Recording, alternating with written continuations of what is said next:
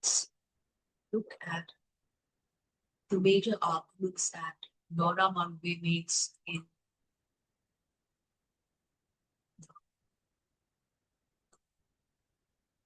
visual pleasure.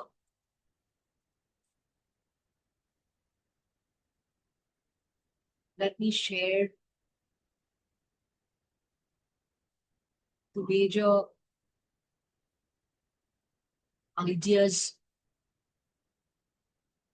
with you.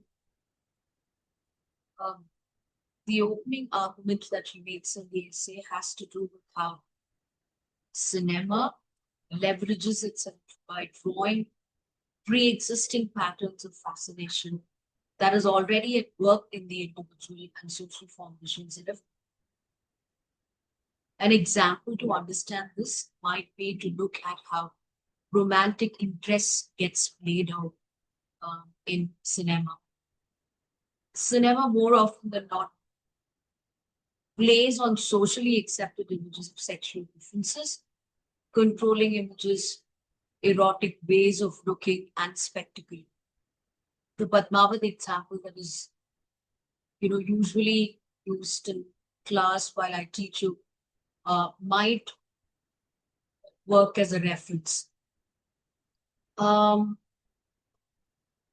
So if you need to understand this in detail, it would be a good idea for you to think about what sort of cinema has worked in the past. For example, if you were to think about Bollywood cinema and those of it that's worked, most of it sort of work around with these images of sexual differences that have been at work, quite systematically. So the argument that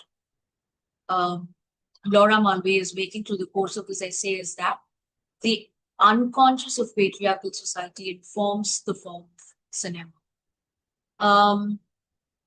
The paradox of phalogocentrism is that it depends on the image of the castrated woman to give meaning to it. So it's the understanding of the woman as lack or absence that gives the woman symbolic presence in many ways. Now, how does the woman inform the patriarchal unconscious is something that Laura Mulvey talks about in great detail. And she talks about how this is a process that is twofold. On the one hand, she symbolizes the castration threat. She functions as the absence, but she also is responsible for introducing the child into the symbolic. But her role ends with that.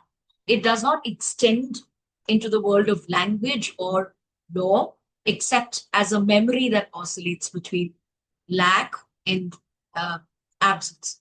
So woman's desire is subjected to her image as a bearer of the bleeding wound. If you need to understand Laura Mulvey, then you must also make tangential references to Freudian readings and also to the writings of Lacan.